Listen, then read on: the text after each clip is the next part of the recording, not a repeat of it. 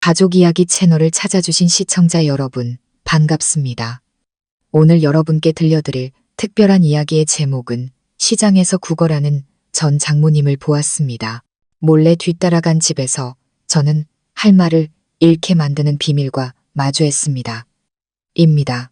사람들로 붐비는 시장 한가운데 저는 전 장모님께서 푼돈을 구걸하는 모습을 보고 그 자리에 얼어붙었습니다. 자존심을 목숨보다 중히 여기던 분이 어쩌다 사람들 앞에서 손을 벌리게 되셨을까요? 저는 조용히 그분의 뒤를 쫓았습니다. 그리고 허름한 쪽방촌 뒤에 숨겨진 비밀은 몇 날 며칠 밤 저를 잠 못 들게 만들었습니다. 하나의 거짓말, 그리고 우리 중 누구도 감히 마주하지 못했던 과거의 한 조각. 이 이야기 뒤에 숨겨진 진실이 궁금하시다면 지금 바로 이야기를 시작합니다. 그런 모습으로 장모님을 다시 마주치게 될 줄은 꿈에도 몰랐습니다. 제 전 장모님 이숙자 여사님, 평생을 퇴직 공무원이라는 자부심으로 살아오셨고 체면을 밥보다 더 중요하게 여기시던 분이었습니다. 그런데 그날 아침 사람들로 북적이는 화평시장 한복판에서 저는 장모님께서 땡볕 아래 웅크리고 앉아 낡은 천모자를 내밀고 있는 것을 보았습니다. 처음에는 제가 헛것을 본 줄 알았습니다. 책 넓은 모자를 푹 눌러 쓰고 어깨가 다해진 낡은 옷을 걸친 채 달아빠진 슬리퍼를 신은 초라한 모습의 여인. 하지만 그 눈빛, 걸음걸이, 그리고 세월에 바랜 얼굴 윤곽은 예전과 많이 달라졌음에도 불구하고 저는 단번에 장모님이라는 것을 알아볼 수 있었습니다. 저는 한동안 시장 한가운데서 멍하니 서 있었습니다. 손에 든 장바구니를 꽉 쥔 채 뭘 사러 왔는지조차 잊어버렸습니다. 3년 전 이혼한 제 전 아내 미영 씨의 어머니께서 지나가는 사람들에게 푼돈을 구걸하고 있었습니다. 장모님은 굉장히 자존심이 강한 분이셨습니다. 제가 딸과 격이 맞지 않는다며 탐탁지 않아 하셨지만 저는 언제나 장모님을 친어머니처럼 존경했습니다. 말투는 강하고 직설적이며 때로는 차갑게 느껴지기도 했지만 그 속에는 딸을 향한 지극한 사랑이 담겨 있다는 것을 알고 있었습니다. 그런 분이 어째서 모든 것을 잃은 사람처럼 시장 바닥에 앉아 돈을 구걸하고 계신 걸까요? 저는 차마 가까이 다가갈 용기가 나지 않았습니다. 멀리서 지켜보는데 누군가 던져준 동전 몇 푼을 허리 숙여 주우며 작게 고맙습니다 라고 중얼거리는 모습이 보였습니다. 마음속에 의문이 피어올랐습니다. 저런 분이 어쩌다 이 지경까지 이르게 되셨을까?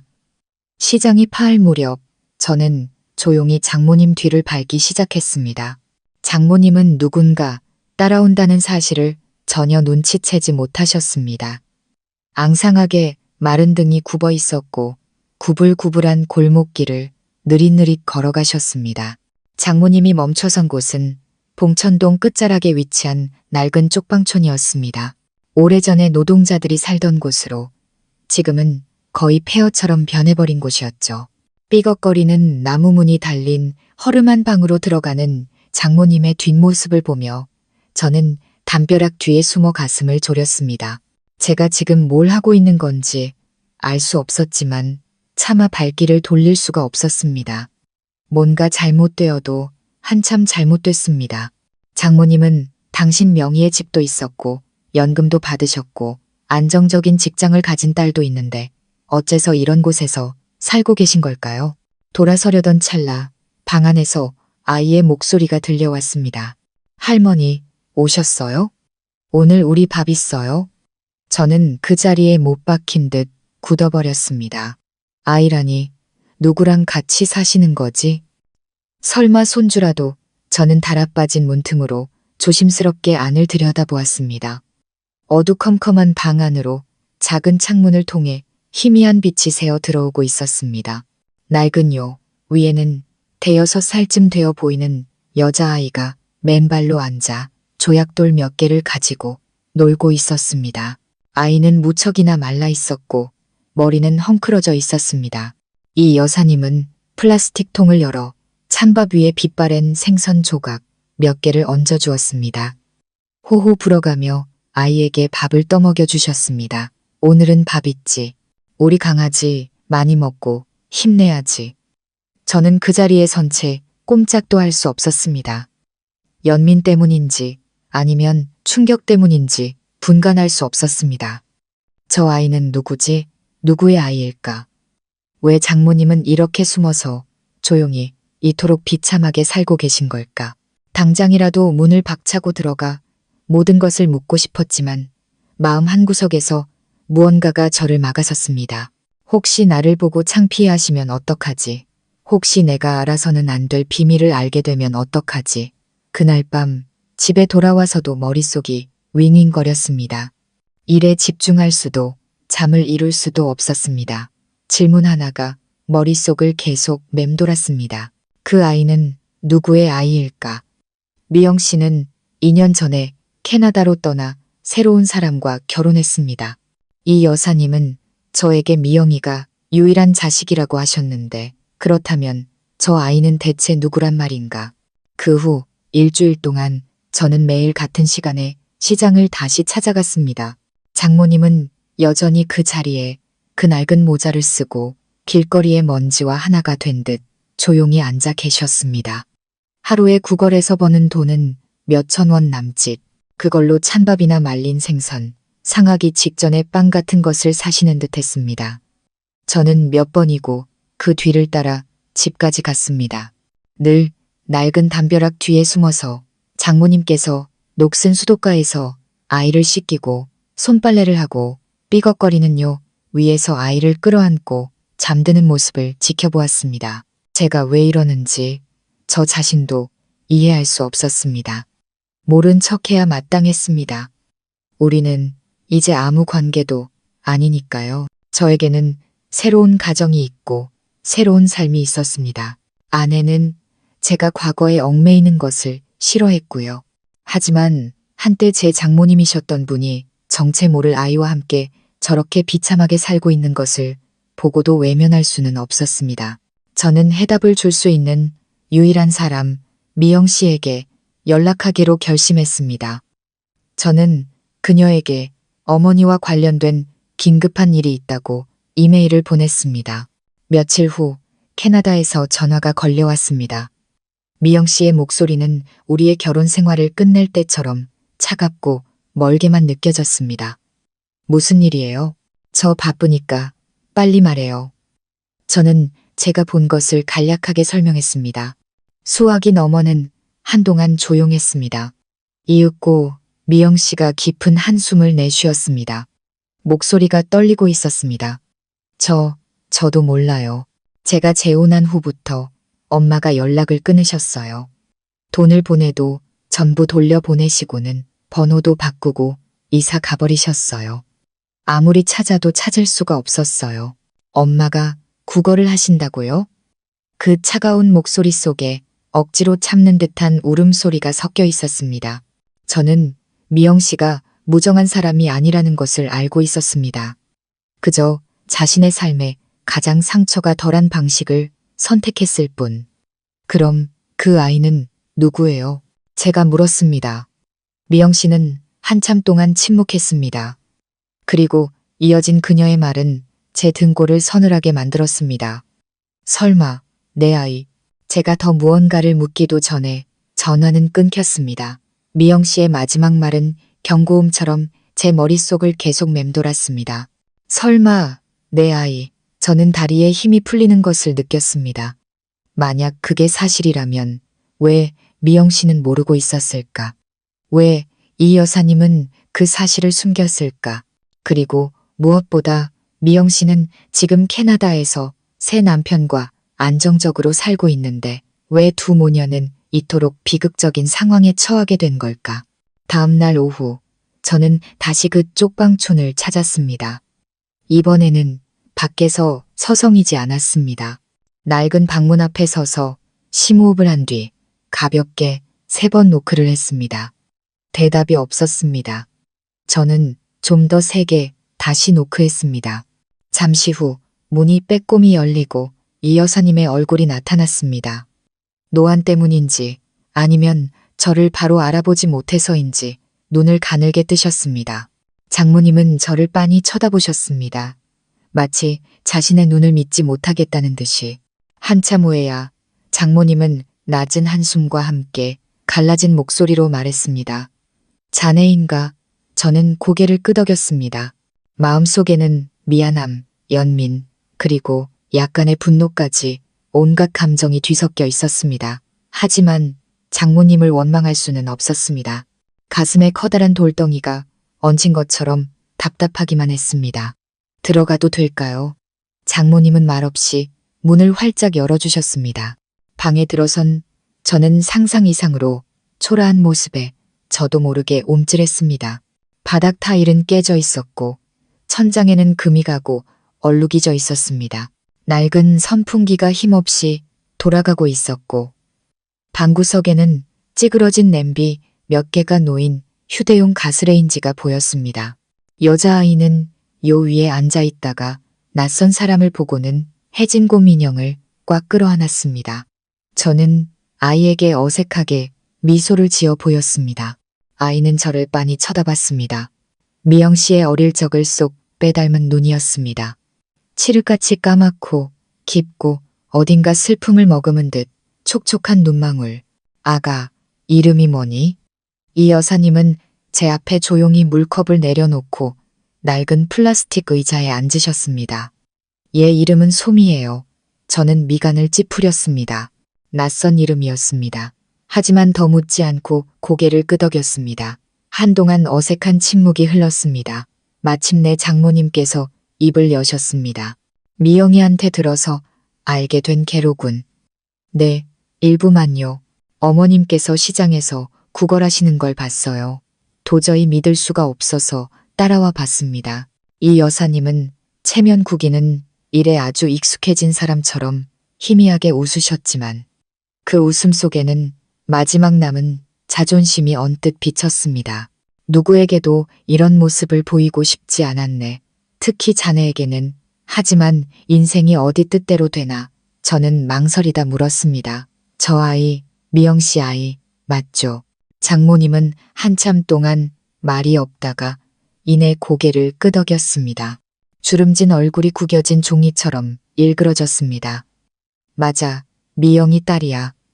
하지만 미영이는 이 아이가 살아있는 줄 몰라. 저는 그 자리에 얼어붙었습니다.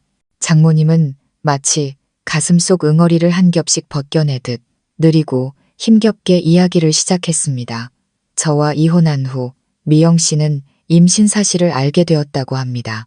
하지만 그때 그녀는 이미 오래전부터 계획했던 대로 캐나다로 건너가 새 출발을 하기로 마음먹은 상태였습니다. 미래에 걸림돌이 될까봐, 사람들의 손가락질이 두려워서, 그리고 족쇄가 될까봐 아이를 원치 않았다고 합니다. 아이를 지우려 했지만 장모님께서 막으셨다고요. 이 여사님은 저를 올려다보셨습니다. 눈가는 붉게 충혈되었지만 눈물은 한 방울도 흐르지 않았습니다. 내가 몰래 다른 병원으로 데려갔어. 내 이름으로 입원해서 아이를 낳게 했지. 아이를 낳은 후에 미영이에게는 아이가 병으로 죽었다고 말했어. 미영이는 그 말을 믿고 뒤도 돌아보지 않고 떠나버렸고 마치 머리를 한 대 세게 얻어맞은 듯한 충격이었습니다. 그럼 몇 년 동안 어머님 혼자 아이를 키우신 거예요. 장모님은 고개를 끄덕였습니다. 목소리가 감정 때문인지 피로 때문인지 가늘게 떨렸습니다. 처음에는 연금이 있어서 그럭저럭 살만했어. 그런데 내가 신부전증 진단을 받고 아무것도 할 수 없게 됐지. 연금은 전부 약값으로 들어가고 집까지 팔아서 병원비를 대다가 결국 여기로 오게 된 거야. 미영이가 보내주는 돈은 다 돌려보냈어. 혹시라도 의심할까봐 무서워서. 그리고 이 아이가 자기를 버렸던 엄마의 인생에 다시 얽히게 하고 싶지 않았어. 저는 망연자실한 채 앉아 있었습니다. 태어나서 처음으로 무슨 말을 해야 할지 정말 몰랐습니다. 한편으로는 미영 씨가 어쩌면 그렇게 무정할 수 있는지 원망스러웠고, 다른 한편으로는 친엄마에게 버림받은 아이를 위해 노년을 전부 바치니 늙은 어머니가 너무나 가여웠습니다. 아이는 아무것도 모르나요? 장모님은 고개를 저었습니다. 그저 내가 외할머니인 줄만 알아 아무 말도 안 했어. 버림받았다는 상처를 안고 크게 하고 싶지 않았거든. 적어도 내가 사랑만큼은 줄 수 있으니까. 저는 찢어진 인형의 머리를 빗겨주며 해맑게 웃고 있는 소미를 보았습니다. 자신이 얼마나 부족한 환경에서 살고 있는지 전혀 모르는 듯한 얼굴이었습니다. 목구멍이 뜨거워졌습니다. 왜 저에게는 말씀하지 않으셨어요? 말하면 자네가 어쩔 셈이었나? 이 아이를 데려다 키우기라도 하게? 아니면 친엄마에게 보내게? 나는 아무도 믿을 수 없었어. 특히 한 번 아이를 버렸던 미영이는 더더욱 나는 오직 나 자신만 믿었을 뿐이야. 저는 장모님을 원망할 수 없었습니다. 오히려 존경심마저 들었습니다. 강철 같아 보이던 한 여인이 지난 5년 동안 하늘이 무너지는 것 같은 짐을 혼자 짊어지고 있었습니다. 딸을 속이고 손녀를 키우고 온갖 고생을 혼자 감내하며 단 한마디의 불평도 하지 않았습니다. 저는 장모님과 아이를 번갈아 보았습니다. 제 마음속에 어떤 결심이 싹트기 시작했습니다. 너무 늦기 전에 무언가 해야만 했습니다. 어머님, 제가 좀 도와드려도 될까요? 장모님은 저를 빤히 쳐다보셨습니다. 나를 위해서인가? 아니면 저 아이를 위해서인가? 저는 솔직하게 대답했습니다. 두 분 모두를 위해서요. 하지만 주로 저 아이 때문입니다. 만약 정말 미영 씨 아이라면 적어도 한때는 제 핏줄이었을 테니까요. 페인트가 벗겨진 창문으로 바람 한 줄기가 불어왔습니다. 아이가 고개를 들어 햇살처럼 환하게 웃었습니다. 그 순간 저는 제 인생이 완전히 다른 방향으로 흘러가리라는 것을 직감했습니다. 그리고 그 후에 일어난 일들은 그 누구도 예상하지 못했습니다. 그날 이후 저는 마치 두 개의 삶을 사는 사람 같았습니다. 하나는 안정적인 직장과 가정을 가진 평범한 가장의 삶. 다른 하나는 매일 저녁 허름한 골목 끝 쪽방촌으로 몰래 달려가 쌀 한 포대, 우유 한 팩, 그리고 어쩌면 제 딸이 되었을지도 모를 아이를 위한 장난감 몇 개를 들고 가는 남자의 삶이었습니다. 처음에는 이 여사님께서 완강히 거절하셨습니다. 필요 없다며 아이에게는 사랑이 부족한 게 아니라 돈이 부족한 것이고 돈은 구걸해서라도 채울 수 있다고 딱 잘라 말씀하셨습니다. 하지만 제가 몇 번이고 고집스럽게 문 앞에 물건만 두고 돌아가자 결국 말없이 받아들이셨습니다. 저는 아내에게 아무 말도 하지 않았습니다. 저와 제 아내 수진 씨 사이에는 과거에 대한 보이지 않는 경계선이 있었습니다. 그녀는 제가 이혼한 사실도 과거의 결혼 생활 때문에 힘들어했다는 것도 알고 있었지만 결코 깊이 묻지 않았습니다. 그리고 저 역시 소미에 대한 이야기를 꺼낼 용기가 없었습니다. 소미는 점점 저를 따르기 시작했습니다. 제가 갈 때마다 아이는 달려와 제 손을 잡았고 눈을 반짝였습니다. 저는 아이를 데리고 빵을 사 먹이고 아이스크림을 사주고 공원 분수대에서 물장난을 치게 해주었습니다. 천진난만하게 웃는 아이를 보며 저는 저 자신뿐만 아니라 미영 씨와 이 여사님의 죄까지 대신 갚고 있는 듯한 기분이 들었습니다.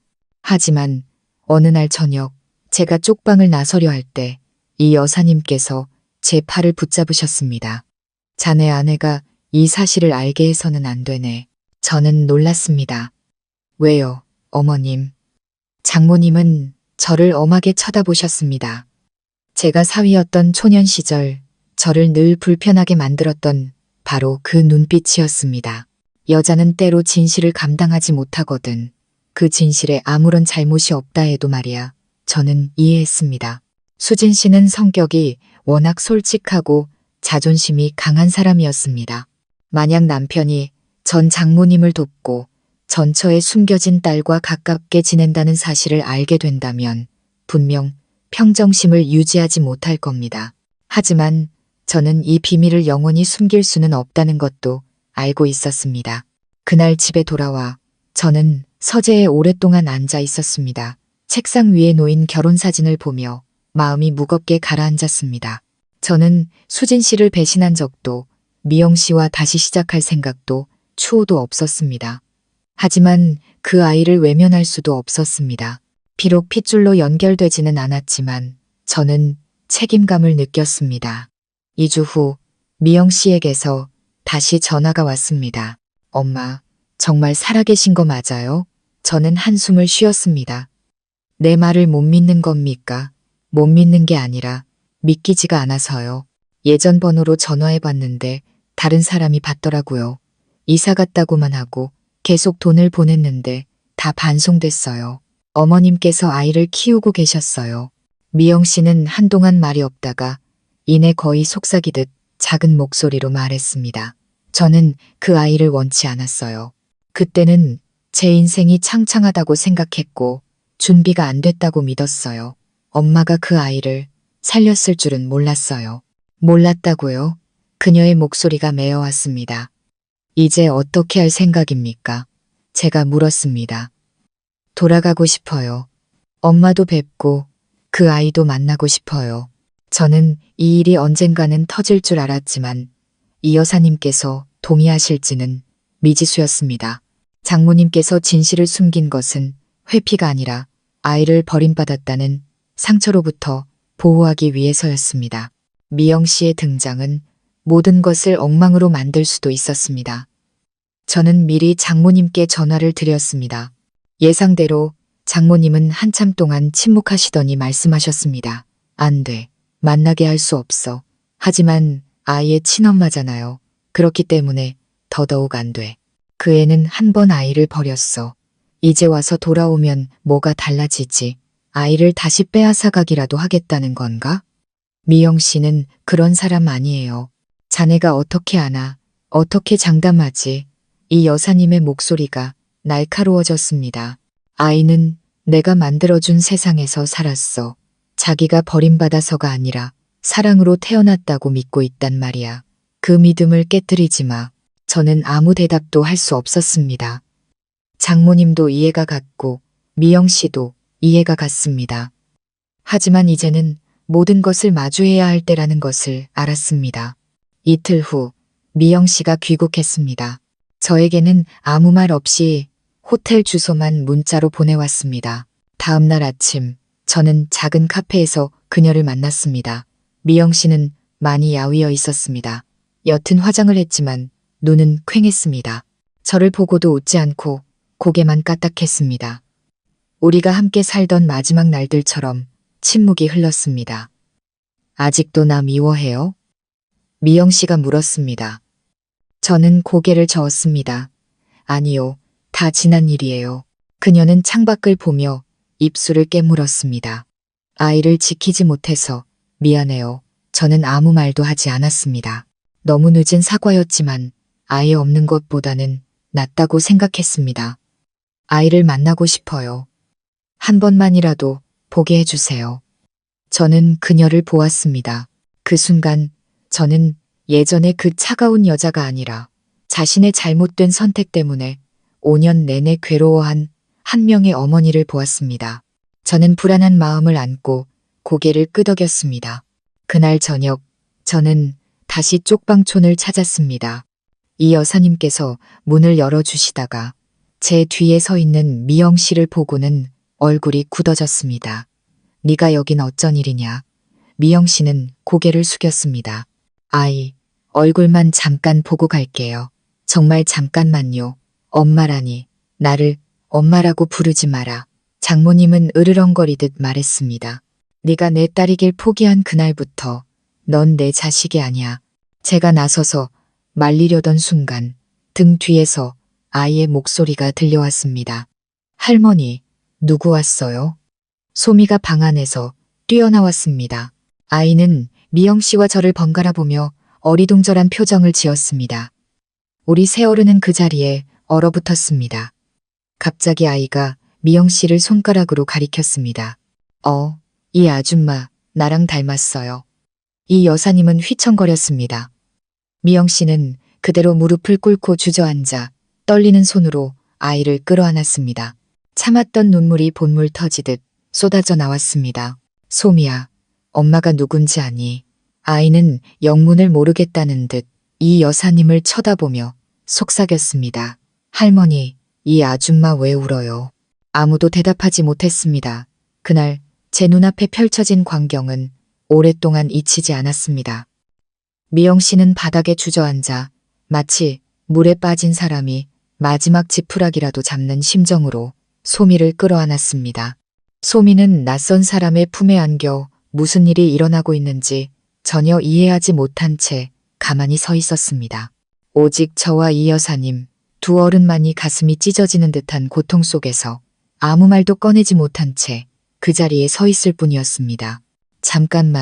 잠깐만이라도 안고 있게 해주세요, 엄마.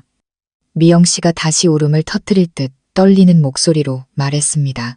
이 여사님은 돌처럼 굳어서 계시다가 이내 몸을 돌려 낡은 요 위로 비틀거리며 걸어가 주저앉으셨습니다. 앙상한 두 손이 가늘게 떨리고 있었습니다. 제가 다가가 조심스럽게 장모님 어깨에 손을 얹었습니다. 어머님, 한 번만이라도 말하게 해주세요. 장모님은 한참 동안 말이 없다가 마침내 툭 내뱉듯 한마디 하셨습니다. 할 말 있으면 해. 그리고 가. 다시는 오지 말고. 미영 씨는 여전히 축축한 바닥에 무릎을 꿇은 채 놓치면 다시는 만질 수 없을 것처럼 소미를 꽉 끌어안고 있었습니다. 제 가슴이 아려왔습니다. 소미야, 내 이름이 왜 소미인지 아니? 응, 할머니가 지어줬어요. 솜사탕처럼 달콤하라고. 그래, 솜사탕처럼 달콤하지. 미영 씨는 웃었지만 그 웃음은 고통으로 일그러져 있었습니다. 내 엄마가 누군지 알고 싶니? 알아요. 소미가 외쳤습니다. 엄마는 죽었어요. 할머니가 그랬는데 엄마는 나를 아주 많이 사랑했는데 같이 있어주지 못해서 하늘의 별이 됐대요. 나 엄마 맨날 그려요. 미영 씨는 소리내어 울기 시작했습니다. 소미의 머리를 가슴에 끌어안고 끊임없이 속삭였습니다. 미안해. 엄마가 미안해. 넌 버려진 아이가 아니야. 네가 내 딸이야. 내가 내 엄마야. 소미는 혼란스러워 보였습니다. 확인이라도 받으려는 듯 이 여사님을 쳐다봤지만 장모님은 고개를 돌려버리셨습니다. 자신의 딸이 저러는 모습을 차마 볼 수 없으셨던 거겠죠. 아니, 어쩌면 사랑과 증오, 그리고 무력감이 뒤섞여 심장을 옥죄는 감정을 마주할 용기가 없으셨을지도 모릅니다. 저는 세 사람 사이에 서서 속이 타들어가는 것 같았습니다. 무언가 하고 싶었지만 이 순간에 어떤 말을 해도 서툴고 불필요하게 느껴질 뿐이었습니다. 제가 할 수 있는 유일한 것은 침묵이었습니다. 소미는 미영 씨의 품에서 빠져나와 이 여사님께 달려갔습니다. 할머니, 저 아줌마가 왜 자기 엄마라고 그래요? 우리 엄마는 하늘나라에 있잖아요.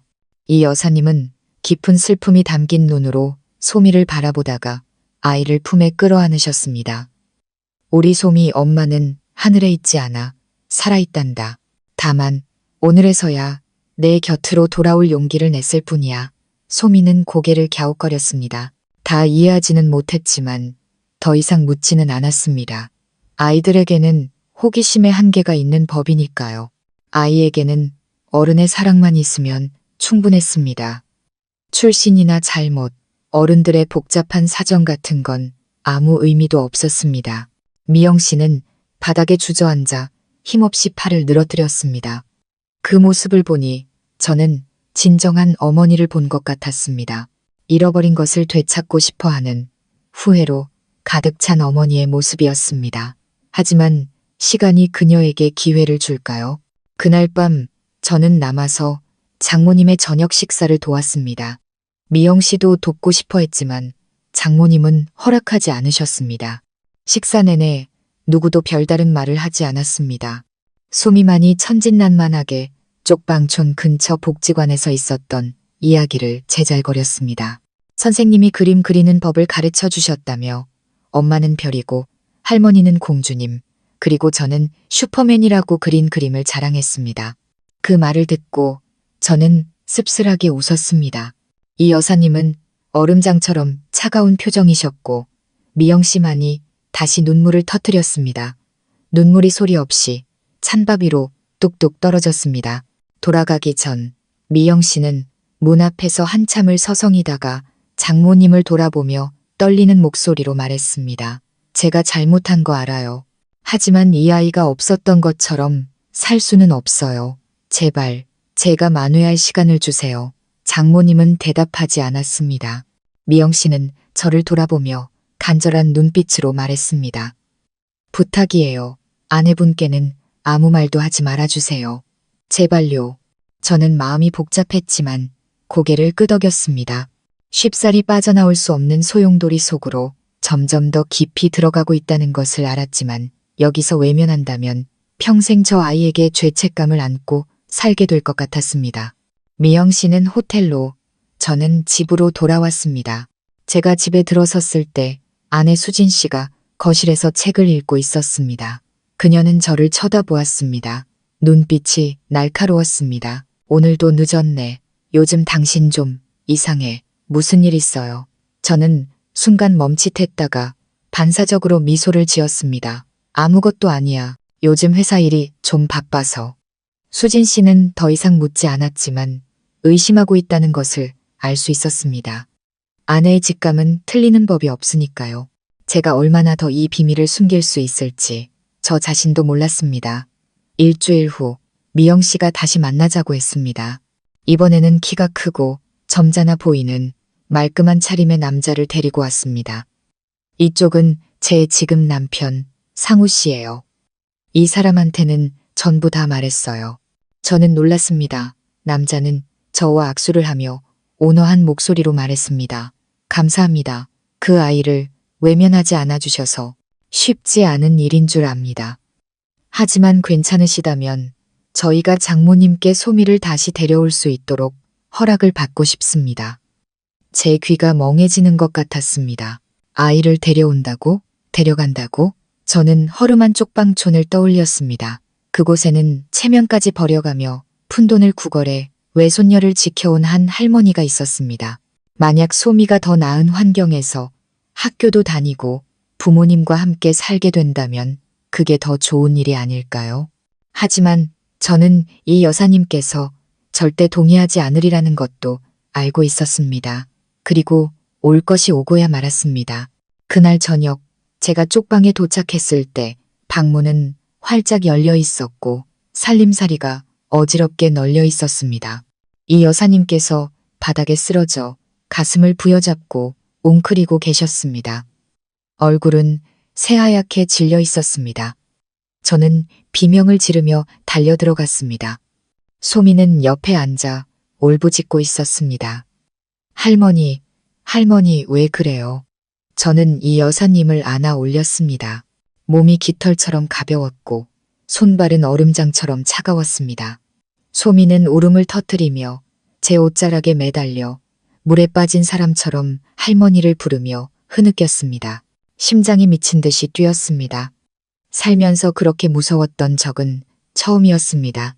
저는 겨우 주머니에 돈을 챙겨 넣고 장모님께 얇은 겉옷을 걸쳐드린 뒤 골목 밖으로 뛰쳐나가 택시를 불렀습니다. 가는 내내 가장 가까운 병원에 전화를 걸었습니다. 차 안에서 저는 장모님의 손을 꽉 잡았습니다. 마르고 거친 손, 오랜 관절염으로 마디마디가 굽은 손이었습니다. 소미는 옆에 조용히 앉아 찢어진 곰, 인형을 꽉 끌어안고 있었습니다. 눈가는 빨갛게 부어 있었습니다. 더 이상 웃음도 천진한 질문도 없었습니다. 아이는 외할머니가 지금 삶과 죽음의 경계에 놓여 있다는 것을 직감하고 있었습니다. 병원에 도착해 저는 장모님을 안고 응급실로 뛰어 들어갔습니다. 의사는 급하게 검사를 하고 수액을 맞추고 심박수를 체크해야 한다고 말했습니다. 저는 허둥지둥 서류에 서명을 하고 임시 진료비를 수납하며 오직 장모님께서 무사하기만을 바랐습니다. 1시간이 넘게 기다린 후 의사가 저를 따로 불렀습니다. 중년의 의사는 엄숙한 얼굴로 제 어깨에 손을 얹었습니다. 환자분은 말기 신부전증입니다. 혈압이 급격히 떨어졌고 심각한 빈혈 증상도 보입니다. 조금만 늦었어도 위험할 뻔했습니다. 저는 그 자리에 서서 입술을 깨물었습니다. 목구멍이 타는 듯 했습니다. 그동안 장모님은 그렇게 조용히 병마와 싸우고 계셨던 겁니다. 누구에게도 말하지 않고 불평 한마디 없이 그저 이를 악물고 버티셨던 겁니다. 시장에서 구걸한 동전 한 푼, 손녀에게 먹인 말린 생선 한 조각, 그 모든 것이 당신의 건강과 목숨을 맞바꾼 대가였습니다. 지금 당장 응급 투석을 해야 합니다. 그 후에도 정기적으로 혈액 투석을 받아야 하고요. 비용이 만만치 않을 겁니다. 보호자분이시죠? 저는 의사를 바라보다가 고개를 끄덕였습니다. 그렇습니다. 그 순간 저는 핏줄 따위는 생각하지 않았습니다. 그저 제가 장모님께 큰 빚을 졌다는 것만 알았습니다. 한때 장모님이셨기 때문만이 아니라 버려져서는 안 될 아이를 길러주셨기 때문이었습니다. 밖으로 나오니 소미가 대기 의자에 주저앉아 고민형을 안고 멍하니 허공을 바라보고 있었습니다. 저는 아이 옆에 앉아 조용히 머리를 쓰다듬어 주었습니다. 할머니는 괜찮으실 거야. 소미는 대답하지 않았습니다. 아이는 제 어깨에 기대어 잠긴 목소리로 속삭였습니다. 할머니도 엄마처럼 떠날까봐 무서워요. 심장이 쿵 하고 내려앉는 것 같았습니다. 아이는 여전히 엄마가 죽었다고 믿고 있었고 외할머니가 자신을 사랑하고 지켜주는 유일한 사람이라고 생각하고 있었습니다. 그 순수함에 기뻐해야 할지 슬퍼해야 할지 몰랐습니다. 그 순수함 뒤에 숨겨진 진실을 만약 언젠가 알게 된다면 아이가 과연 감당할 수 있을까요? 그날 밤 저는 집에 가지 않았습니다. 수진 씨에게는 회사에 급한 일이 생겨 야근을 해야 한다고 둘러댔습니다. 그녀는 잠시 침묵하다가 알겠다고 했습니다. 목소리에서 의심이 느껴졌지만 다른 방법이 없었습니다. 저는 병원 복도에서 쭈그려 잠을 청하며 장모님의 상태를 살폈습니다. 밤새 뒤척였습니다. 의사의 발소리, 이동 침대가 굴러가는 소리, 옆 병실에서 들려오는 울음소리에 번번이 잠에서 깼습니다. 다음 날 아침, 저는 식당에서 죽을 싸와 소미에게 먹이고 장모님이 깨어나시기를 기다렸습니다. 장모님은 눈을 뜨고는 힘겹게 말씀하셨습니다. 자네가 왜 여기 있나? 저는 희미하게 웃었습니다. 제가 어머님을 버려두고 갈 줄 아셨어요. 장모님은 힘없이 고개를 저었습니다. 늙고 주름진 눈가에서 눈물이 흘러내렸습니다. 누구에게도 패 끼치고 싶지 않았는데 우리 소미는 어디 있나? 자고 있어요. 제가 다 알아서 했으니 어머님은 푹 쉬세요. 장모님은 제 손을 잡으셨습니다. 마르고 거친 손이었지만 이상하게 따뜻했습니다. 미안하네. 자네에게 숨겨서 자네가 알면 또 과거에 얽매일까봐 두려웠어. 저는 장모님의 손을 마주 잡았습니다. 저는 이제 과거는 신경 쓰지 않아요. 지금 어머님과 소미가 어떻게 지내시는지가 중요할 뿐이에요. 아무 걱정 마세요. 장모님은 고개를 끄덕이고는 피곤한 듯 눈을 감으셨습니다. 그 순간 저는 장모님의 희미한 눈 속에서 반짝이는 빛을 보았습니다. 아마도 혼자가 아니라는 사실에 조금은 마음이 놓이셨던 거겠죠. 그날 오후 미영 씨가 찾아왔습니다. 흰 셔츠에 머리를 단정하게 묶은 그녀의 얼굴은 눈에 띄게 수척해져 있었습니다. 그녀가 병실에 들어섰을 때 이 여사님은 힐끗 쳐다보더니 고개를 돌려버리셨습니다. 소미는 환하게 외쳤습니다. 아줌마다 할머니 보러 왔어요. 미영 씨는 소미를 끌어안고 떨리는 목소리로 말했습니다. 응, 할머니 보러 왔어. 저는 미영 씨를 복도로 데리고 나가 작게 말했습니다. 어머님 몸이 많이 약해지셨어요. 더 이상 충격받게 하지 마세요. 미영 씨는 씁쓸한 눈빛으로 고개를 끄덕였습니다. 한마디만 하고 갈게요. 미영 씨는 침대 가까이 다가가 잠시 서 있다가 조용히 말했습니다. 죄송해요, 엄마. 제가 잘못했어요. 엄마가 용서하시든 안 하시든 다시는 엄마를 버려두지 않을 거예요. 제가 엄마도 소미도 책임질 방법을 찾을게요. 저에게 아이를 맡기시든 아니든 저는 여기 있을 거예요. 장모님은 대답하지 않으셨지만 이불을 쥔 손에 힘이 들어가는 것을 보았습니다. 아주 약간의 흔들림, 아주 약간의 동요, 용서하기에는 아직 부족했지만 변화의 시작일지도 몰랐습니다. 며칠 후 장모님은 일반 병실로 옮겨졌습니다. 저는 보험 관련 수속을 처리했습니다. 미영 씨는 병원 근처에 작은 방을 얻어 간호를 도왔습니다. 매일 저와 교대로 장모님을 돌보고 소미와 놀아주었습니다. 수진 씨의 의심은 날이 갈수록 깊어졌습니다. 왜 요즘 집에 자주 오지 않는지, 식사는 왜 거르는지, 전화는 왜 자주 꺼져 있는지 물었습니다. 저는 그저 피하기만 했습니다. 마주할 용기가 없었습니다. 핏줄도 아닌 아이에게, 어쩌면 친자식보다 더 가까워진 아이에게 제 마음에 너무나 큰 부분을 내어주고 있다는 사실을 차마 말할 수 없었습니다. 그러던 어느 날 병원을 나섰다가 집에 돌아왔을 때 수진 씨가 저를 뚫어지게 쳐다보고 있었습니다. 나한테 숨기는 거 뭐예요? 저는 멈칫했습니다. 그녀의 얼굴에는 분노도 원망도 없었습니다. 오직 무서울 정도로 고요한 눈빛만이 있었습니다. 당신 뒤 밟았어. 당신이 병원에 가는 것도 알고 회사에서 야근한 게 아니라는 것도 알아. 저는 침묵했습니다. 더 이상 변명할 수 없었습니다. 어떤 여자랑 같이 있는지도 봤어. 저는 숨을 멈췄습니다. 모든 것이 끝났습니다. 수진 씨는 다가와 테이블 위에 휴대폰을 올려놓았습니다. 화면에는 제가 미영 씨, 그리고 소미와 함께 병원에 앉아 있는 사진이 있었습니다. 세 사람의 모습은 마치 단란한 작은 가족처럼 보였습니다. 저 아이 누구예요? 수진 씨가 잠긴 목소리로 물었습니다. 대답해봐요. 바람 피운 거예요? 아니면 당신 숨겨둔 자식이에요? 저는 그녀를 보았습니다. 이 순간이 많은 것을 결정하리라는 것을 알았습니다. 저는 수진 씨의 질문 앞에 그 자리에 얼어붙었습니다. 우리가 함께 산 시간 동안 그녀는 단 한 번도 이런 식으로 저를 추궁한 적이 없었습니다. 수진 씨는 강하고 당당하며 언제나 품위를 잃지 않는 여자였습니다. 하지만 오늘 붉게 충혈된 저 눈은 그녀가 얼마나 많은 감정을 억눌러 왔는지 말해주고 있었습니다. 다시 물을게요. 저 여자아이 누구예요? 저는 숨을 내쉬었습니다.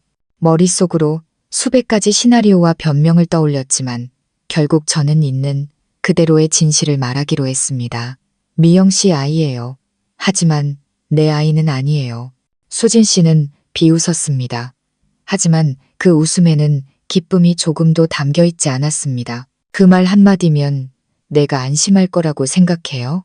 이혼한 남자가 갑자기 전 장모님을 돕고 전처의 딸과 가깝게 지내는데 아무 일도 없다고요? 아무 일도 없다는 게 아니에요. 그냥 당신이 생각하는 그런 게 아니라고요. 그럼 뭔데요? 말해봐요.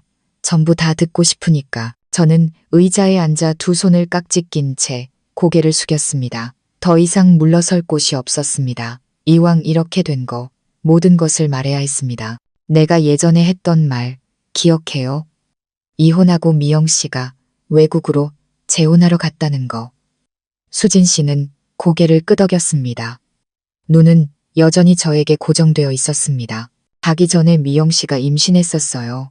하지만 아이를 원치 않았죠. 그때 장모님이셨던 이 여사님께서 몰래 아이를 낳게 한 뒤 지금까지 키워오신 거예요. 수진 씨는 미간을 찌푸렸습니다.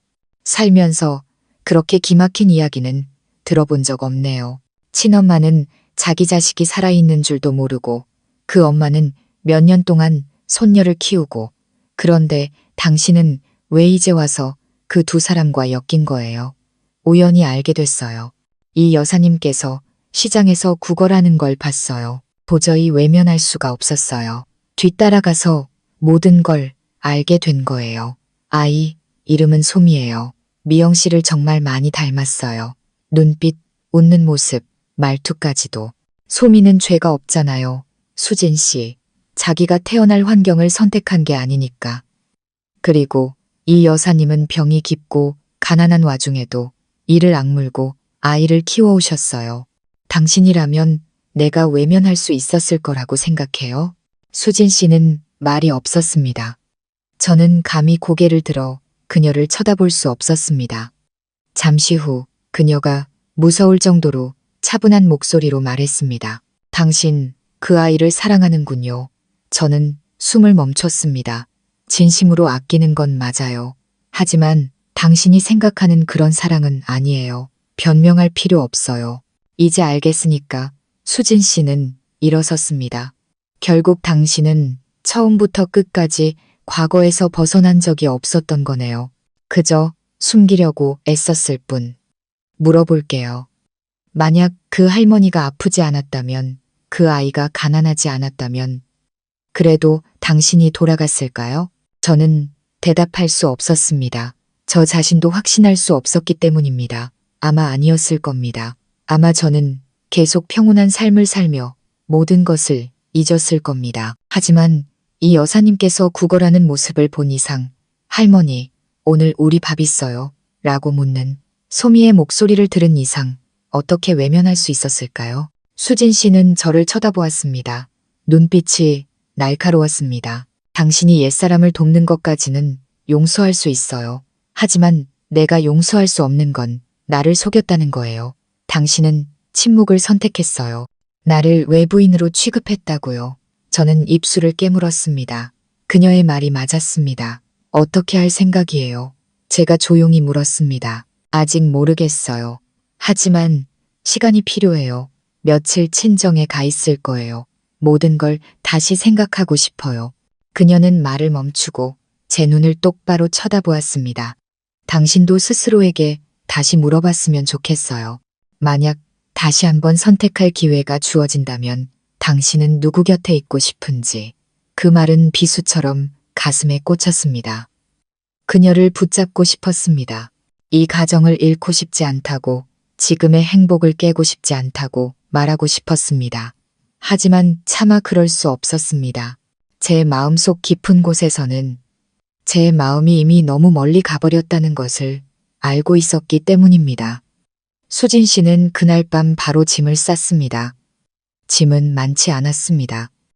옷 몇 벌과 간단한 개인 용품이 전부였습니다.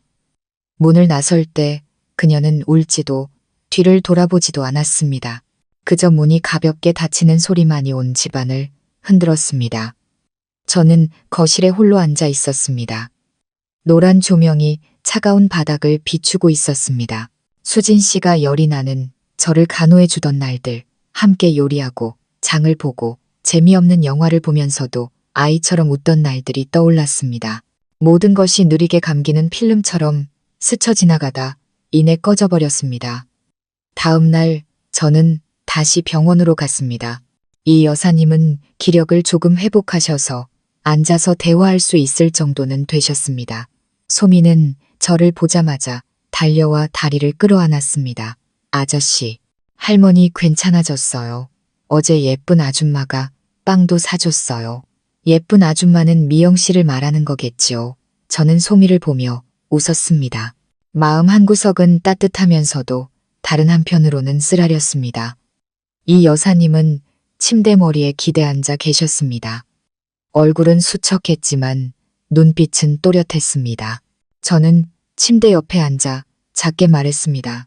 어머님, 아내와 이야기했습니다. 장모님은 놀라셨습니다. 그 애가 알게 됐나? 네, 많이 속상해했어요. 결국 친정으로 가버렸습니다. 장모님은 저를 한참 동안 바라보다가 한숨을 쉬셨습니다. 그 애를 탓할 수는 없지. 아내라면 당연히 알 권리가 있는 거니까. 사실은 다 내 잘못이야. 자네를 이 일에 너무 깊이 끌어들였어. 저는 장모님의 손을 꽉 잡았습니다. 아니에요, 어머님. 이건 제 선택이었어요. 어머님께서 시장에서 구걸하시는 걸 본 순간부터 저는 외면할 수 없었어요. 잠시 후 미영 씨도 도착했습니다. 우유와 과일, 따뜻한 수건을 들고 있었습니다.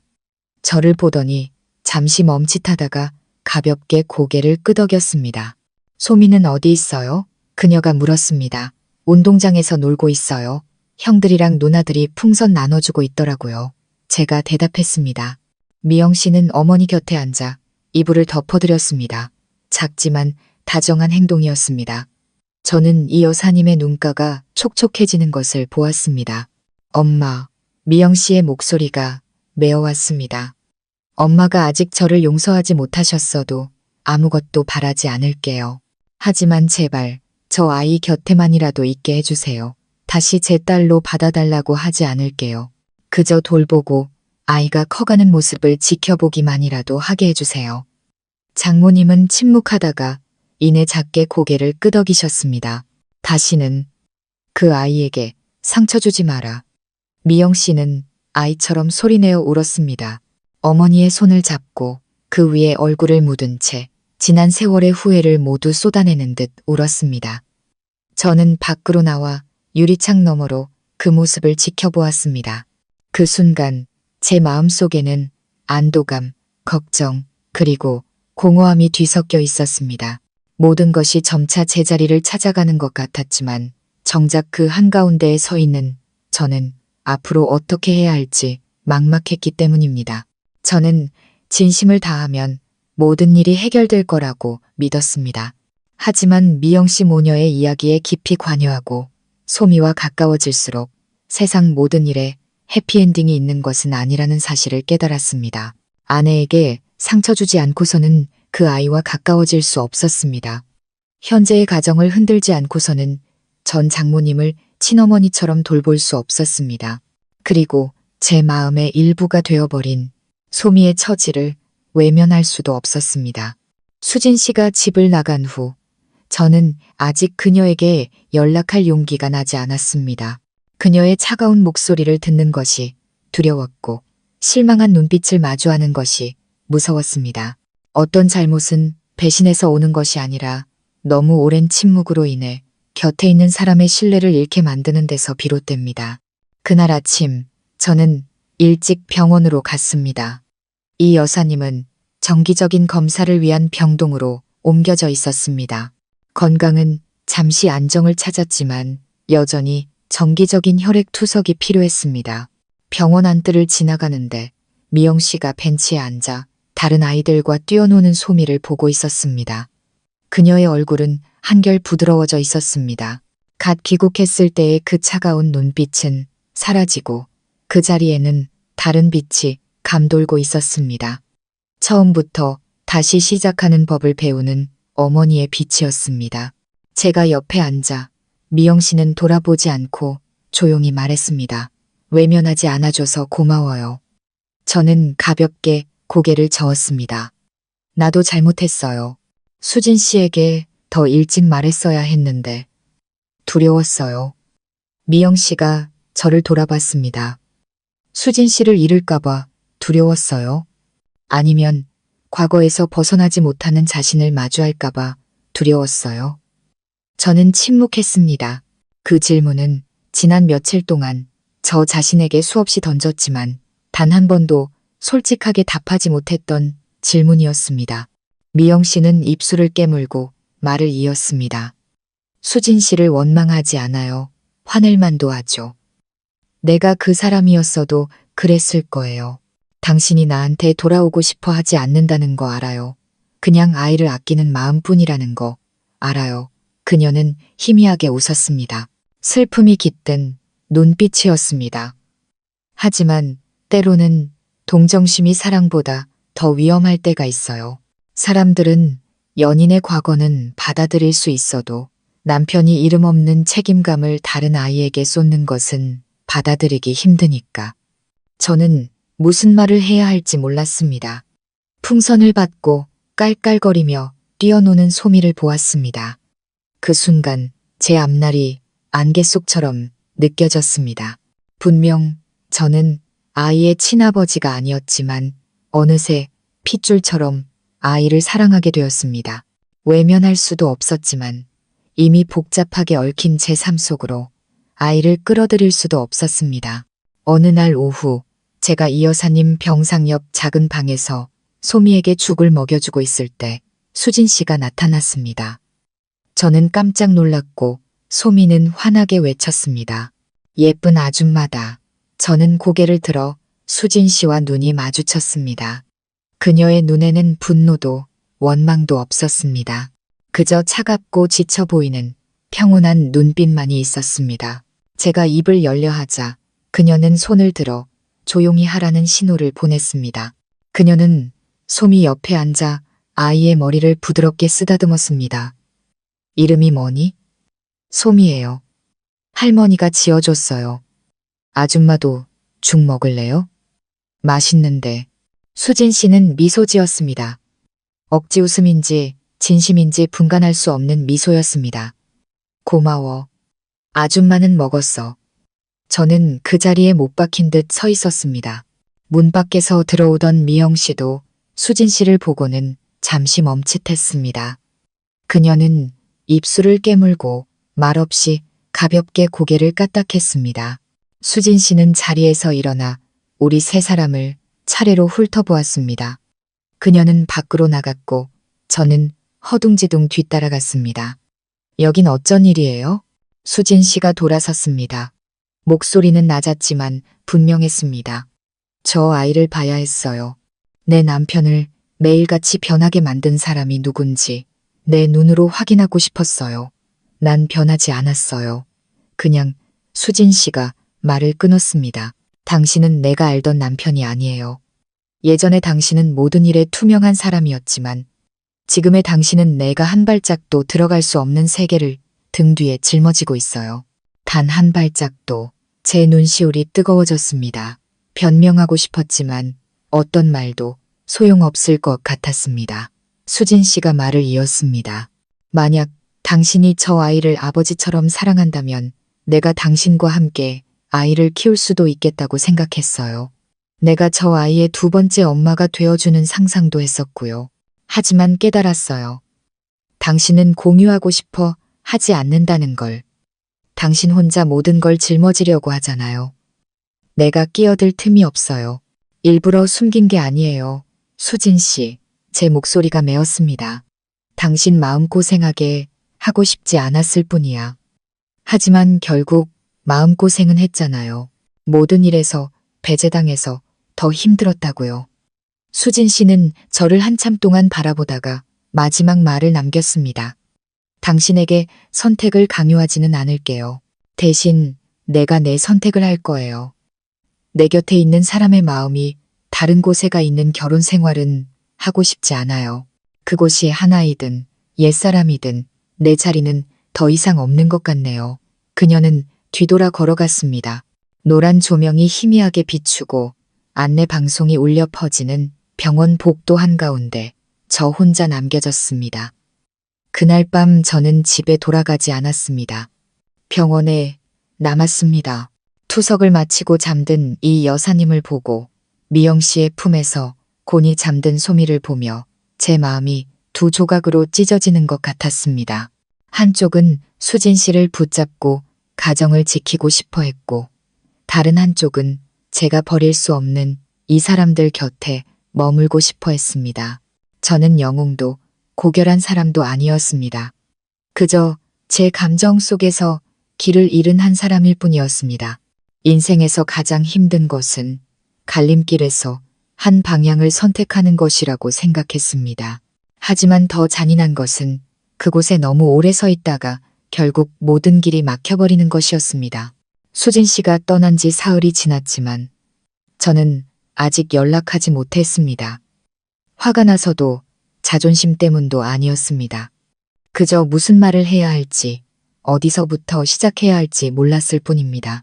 제가 내뱉을 첫 마디가 미안하다일까 봐 두려웠습니다.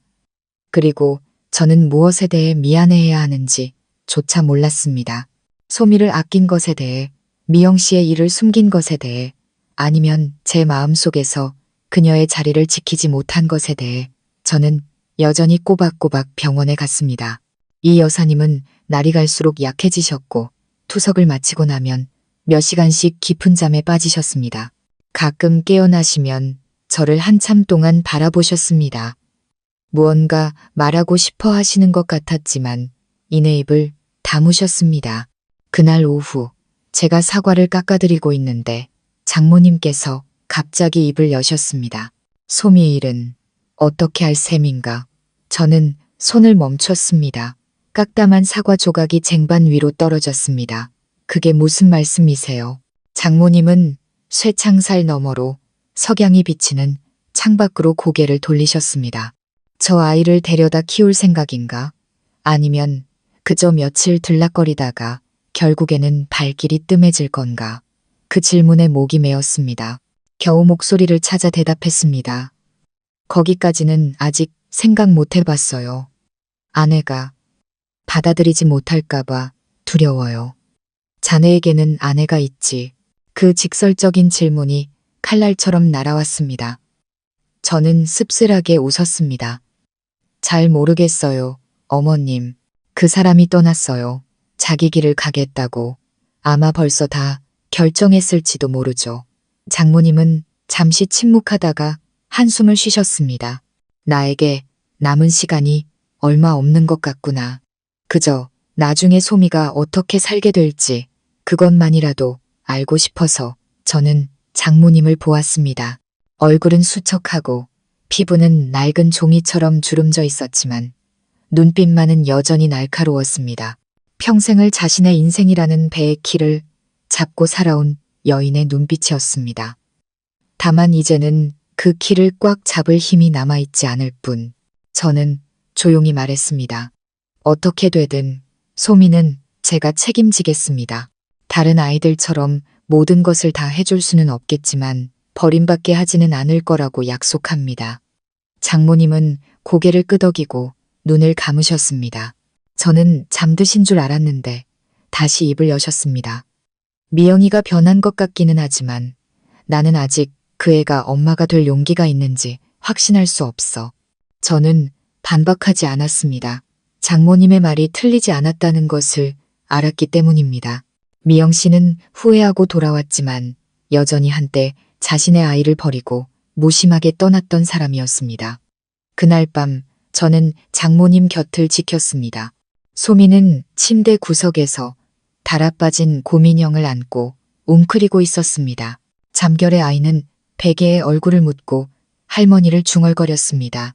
저는 아이의 이불을 덮어주었습니다. 마음이 돌덩이처럼 무거웠습니다. 다음 날 아침 복도에서 세수를 하고 돌아오니 미영 씨가 어머니 침대 곁에 앉아 있었습니다. 그녀는 장모님의 손을 잡고 눈물을 뚝뚝 흘리고 있었습니다. 저는 문 밖에 서서 들어가지 않았습니다. 그들 사이에는 핏줄이라는 상처와 잘못, 그리고 후회라는 특별한 끈이 있었습니다. 제가 끼어들어서는 안 된다는 것을 알았습니다. 미영 씨는 오랫동안 울었습니다. 그리고 장모님께서 눈을 뜨셨을 때 그녀는 단 한마디만 했습니다. 엄마, 처음부터 다시 시작하게 해주세요. 장모님은 아무 말도 하지 않으셨습니다. 하지만 그녀의 손을 뿌리치지도 고개를 돌리지도 않으셨습니다. 아마 그것만으로도 이미 용서가 시작된 것이겠지요. 그날 오후 수진 씨에게서 전화가 왔습니다. 할 얘기가 있어요. 예전에 살던 집 근처 카페에서 봐요. 저는 서둘러 그곳으로 향했습니다. 긴장과 기대가 뒤섞인 마음이었습니다. 제가 도착했을 때 그녀는 이미 앉아 있었습니다. 여전히 차분한 모습이었습니다. 하지만 저는 그녀의 눈에서 변화를 읽었습니다. 더 이상 분노는 없었고 오직 거리감만이 남아 있었습니다. 많이 생각했어요. 수진 씨가 입을 열었습니다. 당신이 잘못한 건 없어요. 하지만 나 역시 내가 선택하지 않은 짐을 짊어져야 할 이유는 없어요. 저는 고개를 끄덕였습니다. 그녀는 틀리지 않았습니다. 처음부터 끝까지 유일하게 옳았던 사람이었습니다. 만약 당신이 정말 소미를 책임지고 싶다면, 그 책임감을 위해 살고 싶다면 막지 않을게요. 하지만 그 길을 당신과 함께 걸어갈 수는 없어요. 이혼하자는 말이에요. 수진 씨는 고개를 끄덕였습니다. 그녀는 가방에서 미리 인쇄해온 서류 한 장을 꺼내 조용히 테이블 위에 올려놓았습니다. 나는 사인했어요. 당신도 읽어보고 사인해요. 미루고 싶으면 그래도 되지만 길게 끌수록 서로에게 더 아플 거라고 생각해요. 저는 그 서류를 보았습니다. 이혼 합의서라는 굵은 글씨가 뺨을 후려치는 것처럼 눈에 밝혔습니다. 저는 이를 악물었습니다. 눈앞이 흐려졌습니다. 수진 씨를 잃고 싶지 않았고 모든 것을 잃고 싶지 않았지만 더 이상 붙잡을 수 없다는 것을 알았습니다. 나 원망해요? 아니요. 그냥 슬퍼요. 당신이 나를 믿고 더 일찍 털어놓지 않은 게 슬프고 내가 과거보다 중요하지 않은 사람이었다는 게 슬퍼요. 저는 그녀의 손을 잡고 싶었습니다. 여전히 당신을 사랑한다고 함께 살고 싶다고 말하고 싶었습니다. 하지만 이미 흘러가 버려 다시는 되돌릴 수 없는 것들이 있다는 것을 알았습니다. 수진 씨는 일어섰습니다. 솜이 착한 아이더군요. 가능하다면 그 아이가 누군가의 그림자로 살지 않았으면 좋겠어요. 그 말은 제 가슴을 꿰뚫었습니다. 저는 고개를 끄덕였습니다. 수진 씨는 떠났습니다. 이번에는 옳지 않았습니다. 오직 저만이 마치 제 살점 일부를 잃어버린 사람처럼 그 자리에 앉아 있었습니다. 그날 밤 저는 텅 빈 마음으로 병원으로 돌아갔습니다. 미영 씨는 저를 보았지만 아무것도 묻지 않았습니다. 저는 그저 침대에 앉아 잠든 이 여사님을 바라보았습니다. 소미는 옆 테이블에 앉아 등을 곧게 펴고 작은 소리로 노래를 흥얼거리며 색칠 공부를 하고 있었습니다. 저는 좁은 병실과 피곤하게 빛나는 형광등을 둘러보았습니다. 그리고 깨달았습니다. 내일부터 저는 다른 인생을 살게 될 것이라는 것을. 더 이상 안 해도 한때 꿈꾸었던 따뜻한 가정도 없지만 저를 숨쉬는 것처럼 필요로 하는 한 아이가 있는 삶을. 수진 씨와의 마지막 만남 후 저는 기계처럼 이혼 서류에 서명했습니다. 손이 떨렸습니다. 하지만 후회 때문이 아니라 저를 짓누르는 죄책감 때문이었습니다. 오랫동안 마음을 정하지 못하는 우유부단함 때문에 저는 좋은 여자 한 사람을 잃었습니다. 그 서류를 집에 가져와 접어서 서랍 안에 넣으며 집안을 둘러보았습니다. 모든 것이 그대로였습니다. 소파에는 아내가 떴던 덮개가 놓여 있었고 낡은 커피잔도 선반에 그대로 있었습니다. 하지만 이제 이 집은 너무나 차가워졌습니다. 사람의 온기도 함께하는 저녁 식사도 늦게 들어오는 저를 말없이 걱정해주던 눈빛도 사라졌습니다. 저는 대충 집을 정리하고 다시 병원으로 돌아갔습니다. 이 여사님이 계신 병실은 요즘 들어 더 조용해졌고 소미는 언제나처럼 착했지만 전보다 말이 줄었습니다. 아마 아이는 자신을 둘러싼 침묵의 공기를 느끼고 있었을 겁니다. 아이들은 어른의 말을 듣지 않아도 어른들이 슬프다는 것을 느낄 수 있으니까요. 미영 씨도 요즘 많이 변했습니다. 휴대폰을 거의 보지 않았고 캐나다에 있는 남편과의 영상통화도 그만두었습니다. 저는 그 결혼 생활 역시 위태롭다는 것을 알았습니다. 저 때문이 아니라 진실 때문이었습니다. 그 사람은 내가 아이를 데려오는 걸 원치 않아요. 어느 날 밤 저와 미영 씨가 함께 이 여사님 곁을 지키고 있을 때 그녀가 말했습니다. 그건 우리 책임이 아니라고 하더군요. 저는 아무 말 없이 그녀의 컵에 물을 따라 주었습니다. 만약 내가 정말 아이를 다시 맡고 싶다면 이혼 서류를 보내겠다고 했어요. 제가 조용히 물었습니다. 그래서 어떻게 할 생각이에요? 미영 씨는 바로 대답하지 않았습니다. 그녀는 외할머니 옆 작은 침대에서 잠든 소미를 바라보다가 희미하게 웃었습니다. 금이 간 듯한 웃음이었습니다. 한 번 버렸어요. 지금 또다시 편안한 삶을 선택한다면 평생 죄책감에 시달릴 것 같아요. 저는 그녀를 돌아보았습니다. 처음으로 저는 미영 씨에게서 예전의 그 차갑고 강인한 여자의 모습이 아니라 속죄의 고통 속에서 이성과 감정 사이를 헤매는 한 어머니의 모습을 보았습니다. 그거 알아요? 제가 조용히 말했습니다. 때로는 사랑하지 않아서가 아니라 사랑하는 방법을 몰라서 잘못을 저지르기도 해요. 미영 씨는 저를 보았습니다. 눈가가 촉촉했지만 울지는 않았습니다. 그저 한숨을 쉬었습니다. 만약 돌아갈 수 있다면 그저 아이를 지킬 용기만 있었으면 좋겠어요. 하지만 인생에는 되돌리기 버튼이 없잖아요. 그렇죠? 저는 고개를 끄덕였습니다. 저 자신 역시 한 수 한 수를 되돌릴 수 없는 체스판 위에 서 있었습니다. 어떤 선택이든 옳고 그름을 떠나 평생의 흉터를 남기게 될 것이었습니다. 다음 날 의사는 이 여사님의 상태가 악화되었다고 전했습니다. 신장 기능이 심각하게 저하되어 더 이상 혈액투석으로 버티기 힘들다고 했습니다. 언제 돌아가셔도 이상하지 않은 상황이었습니다. 미영 씨는 그 소식을 듣고 멍하니 서 있었습니다. 저는 가슴에 돌덩이가 얹힌 듯 무거웠습니다. 소미는 아직 아무것도 몰랐습니다. 아이는 여전히 제가 갈 때마다 제잘거렸고 그림을 그리고 짓궂은 이웃집게 이야기를 했습니다. 그날 밤 소미가 깊이 잠들었을 때 이 여사님은 저와 미영 씨에게 가까이 오라는 손짓을 하셨습니다. 기력이 거의 없으셨습니다. 목소리는 끊겼고 한 글자 한 글자를 마지막 힘을 다해 내뱉으셨습니다. 저 아이 나중에 두 사람에게 맡기마. 저와 미영 씨는 장모님의 손을 잡았습니다. 눈물을 참을 수 없었습니다. 이 여사님은 힘겹게 말을 이으셨습니다.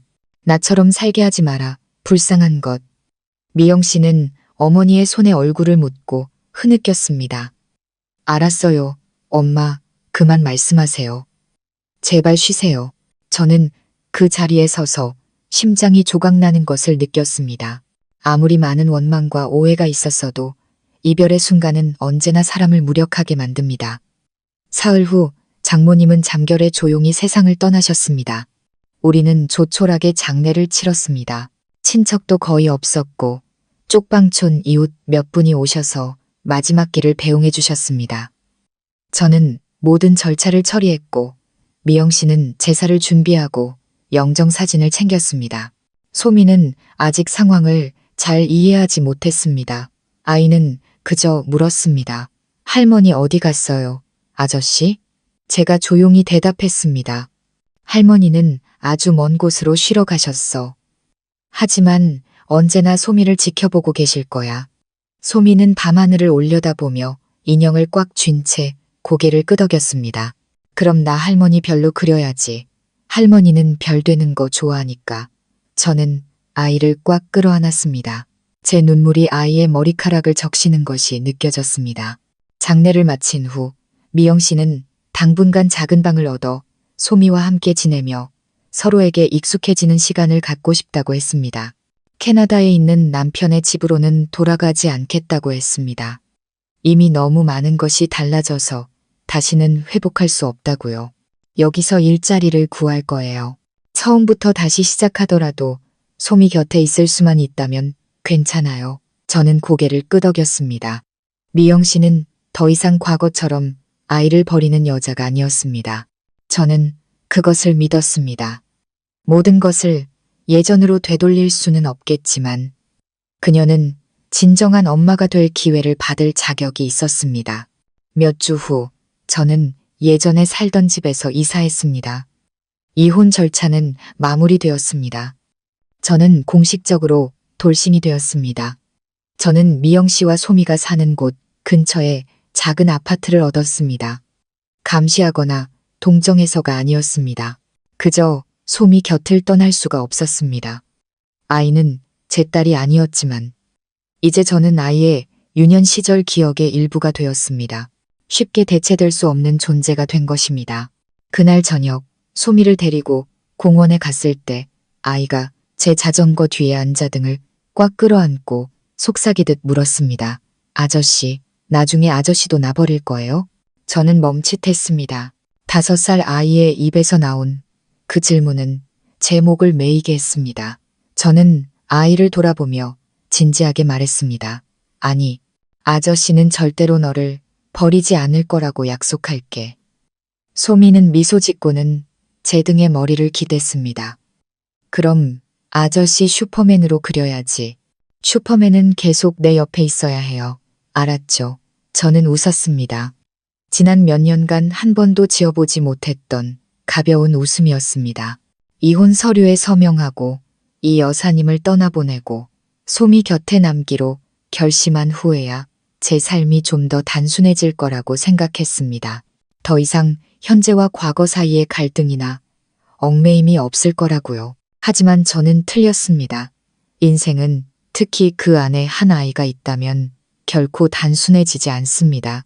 처음 며칠 동안 저와 미영 씨는 교대로 소미를 돌봤습니다. 제가 아이를 유치원에 데려다주고 데려오고 밥을 해주고 잠들기 전에 이야기를 들려주었습니다. 미영 씨는 집안일을 하고 청소를 하고 동네 영어 학원에 일자리를 구했습니다. 그녀는 캐나다로 돌아가지도 그곳에 있는 남편에 대해 더 이상 언급하지도 않았습니다. 아마 관계가 끝났거나 그렇지 않더라도 그녀의 인생에서 희미한 그림자로만 남았을 겁니다. 저는 묻지 않았고 그녀도 말하지 않았습니다.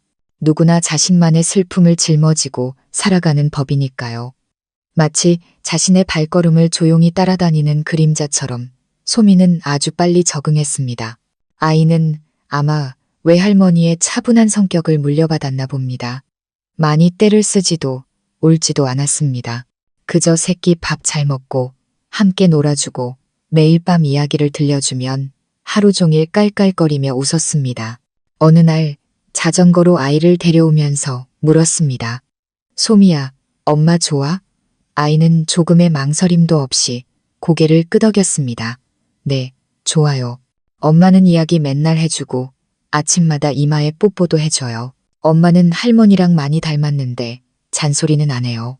저는 웃음을 터뜨렸지만 아이의 다음 말에 그 자리에 굳어버렸습니다. 근데 나는 아저씨가 제일 좋아요. 저는 아이를 돌아보았습니다. 아이의 눈은 반짝였고 입은 활짝 웃고 있었습니다. 기뻐해야 할지 울어야 할지 몰랐습니다. 6살도 안 된 아이가, 평생 친부모의 부재 속에서 살아온 아이가 핏줄도 섞이지 않은 사람에게 모든 신뢰를 보내고 있었습니다. 그것은 행복인 동시에 말로 다할 수 없는 압박감이었습니다. 그날 밤 아이가 잠들었을 때 저와 미영 씨는 작은 방 발코니에 앉아 있었습니다. 가을밤 시원한 바람이 불었고 가끔 마른 나무잎이 창틀을 스쳐 지나갔습니다. 미영 씨는 저에게 따뜻한 차를 따라주며 말했습니다. 제가 예전에 많은 잘못을 저지른 거 알아요. 하지만 이제는 만회하고 싶어요. 다시는 어디 가지 않을 거예요. 다른 사람을 선택하지도 않을 거고요. 오직 아이 곁에서 살고 싶어요. 당신은요? 저는 그녀를 보았습니다. 몇 년 만에 처음으로 그녀의 눈에서 무심함이나 날카로움, 혹은 무언가를 숨기는 듯한 기색을 찾아볼 수 없었습니다. 그녀의 눈은 맑고 지쳐 보였지만 진심이 담겨 있었습니다. 급하게 대답하지 않아도 돼요. 저 때문에, 소미 때문에 당신이 많은 것을 잃었다는 거 알아요. 만약 당신이 떠나고 싶다면 잡지 않을게요. 하지만 만약 남아준다면 고맙다는 말 외에는 아무것도 바랄 수 없을 것 같아요. 저는 창밖의 어둠을 바라보았습니다. 저는 고결한 사람이 아니었습니다. 이기적이었고 나약했고 제가 뭘 원하는지 몰라서 다른 사람에게 상처를 주기도 했습니다. 하지만 이제 모든 질문에 대한 답을 찾았습니다. 어디 안 가요? 제가 말했습니다. 큰 약속은 할 수 없어요. 아이 인생에 없었던 아버지를 대신할 수도 없겠죠. 하지만 매일 여기 있을게요. 소미가 평범한 아이처럼 살 수 있도록 필요한 건 뭐든지 할 거예요. 미영 씨는 아무 말 없이 주머니에서 손수건을 꺼내 조용히 눈물을 닦았습니다. 그 눈물은 나약한 여자의 눈물이 아니라 잃어버렸던 삶의 일부를 되찾은 어머니의 눈물이었습니다. 그때부터 저와 미영 씨는 마치 한 아이를 함께 키우는 두 명의 좋은 친구처럼 살았습니다. 법적인 관계도 얽매임도 공허한 사랑의 속삭임도 없었습니다. 오직 작고 끈기 있고 꾸준한 행동들만이 소미에게 온전한 유년 시절을 만들어주기 위해 조금씩 쌓여갔습니다. 소미가 6살이 되던 해 저는 아이를 입양하기로 했습니다. 미영 씨의 권리를 빼앗기 위해서가 아니었습니다. 혹시 무슨 일이 생겼을 때 소미가 법적으로 기댈 곳이 있도록, 호적에 이름이 오르고 서류상으로 완벽한 집이 있도록, 그래서 평생 안심하고 살 수 있도록 하기 위해서였습니다. 미영 씨는 동의했습니다. 그녀는 이 세상에 소미의 아버지가 될 자격이 있는 남자가 있다면 그건 당신뿐이라고 말했습니다. 제가 완벽한 아버지가 아니라는 것은 압니다. 하지만 적어도 저는 아이를 버리지 않을 겁니다. 제가 버림받았던 것처럼, 다른 사람이 저를 떠났던 것처럼 아이를 버려두지는 않을 겁니다. 저는 수진 씨에게 다시 연락하지 않았습니다. 몇 번이고 휴대폰을 들었다 놨다 했지만 결국 그러지 못했습니다. 그녀는 새로운 길을 선택했을 테고 제가 방해해서는 안 된다고 생각했습니다. 어떤 사람들은 그저 아름다운 기억의 일부로 가슴속에 간직해야만 합니다. 소미가 정식으로 입양되던 날, 저는 아이를 데리고 아이스크림을 사주러 갔습니다. 아이는 제 앞에서 총총거리며 달려가다가 뒤돌아서서 제 손을 잡았습니다. 오늘 나 진짜 기분 좋아요. 이제 나도 아빠 생긴 거 맞죠? 저는 웃으며 고개를 끄덕였습니다. 오늘부터 넌 아빠 딸이야. 아이는 고개를 갸웃거렸습니다. 그래도 나 엄마 딸이기도 한 거죠? 당연하지. 아빠랑 엄마가 같이 너를 사랑하는 걸. 아이는 웃음을 터뜨리더니 갑자기 저를 와락 껴안았습니다. 아빠, 나중에 내가 크면 절대로 아빠랑 엄마 안 버릴 거예요. 예전에 엄마가 나 버렸던 것처럼 안 할 거예요. 그 순수한 말에 목이 메었습니다. 잠시 후에야 저는 조용히 말할 수 있었습니다. 고마워, 딸. 하지만 아무것도 약속할 필요 없어. 그저 행복하고 착하고 사랑할 줄 아는 사람으로만 자라주면 아빠랑 엄마는 더 바랄 게 없어. 그날 밤 저는 소미를 안고 잠이 들었습니다. 아이의 평온한 얼굴을 보며 생각했습니다. 인생에 다시 시작할 기회가 주어진다면 모두가 그 기회를 잡는 것은 아니지만 만약 잡게 된다면 다시는 놓지 말아야 한다고. 인생에는 예상치 못한 전환점이 있습니다. 영원히 떠난 줄 알았던 사람이 다른 모습으로 돌아오기도 합니다. 순수한 아이의 모습으로, 풀리지 않는 질문으로, 누구도 강요하지 않았지만 스스로 짊어지게 된 책임감으로. 저는 제 망설임 때문에 하나의 결혼을 잃었지만 그 누구와도 같지 않은 방식으로 가족이라는 두 글자의 의미를 되찾았습니다. 혼인신고도, 핏줄도, 법적 구속력도 없이 오직 사랑과 세월을 함께하는 굳건함만으로 이어진 가족을. 만약 누군가 저에게 후회하냐고 묻는다면 저는 아니라고 대답할 겁니다. 때로는 신이 우리를 멀리 돌아가게 하는 이유가 인생에서 가장 소중한 것을 다시 만나게 해주기 위함이라고 믿기 때문입니다. 환하게 웃으며 아빠라고 부르는 한 아이의 모습으로 말입니다. 이야기 끝까지 함께 해주셔서 감사합니다. 이 여정 속에서 혹시 자신의 모습, 즉 한 사람의 자녀, 남편, 아버지 혹은 그저 한때 잘못을 저질렀던 한 사람의 모습을 발견하셨다면 댓글로 여러분의 감정을 저희와 함께 나눠주세요. 가족 이야기 채널 구독과 좋아요, 그리고 소중한 사람들에게 이 영상을 공유하는 것을 잊지 마세요. 어쩌면 이 따뜻한 이야기가 위로가 절실히 필요한 누군가의 마음에 닿을 수 있을 테니까요. 다음 영상에서 다시 뵙겠습니다. 우리는 판단하기 위해서가 아니라 서로를 이해하고 위로하며 함께 나아가기 위해 이야기를 나눕니다.